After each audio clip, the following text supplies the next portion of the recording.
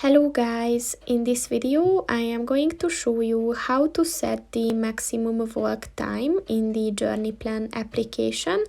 But first I just want to mention, don't forget to subscribe to my channel, because at 10,000 subscribers I am going to show you my whole YouTube revenue statistics and growth strategy, as well as how to make money online.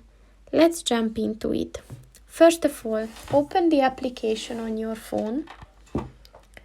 And then click on the three lines at the top of the page on the left. And then click on the settings button. And at the footwalk options section, look for the maximum walk time button and click on that. And as you can see, there are quite a few options you can choose from.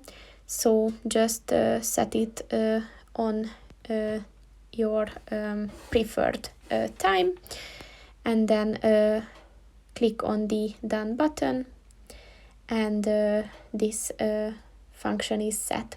So that's pretty much it for this video, guys. See you in the next one. Goodbye.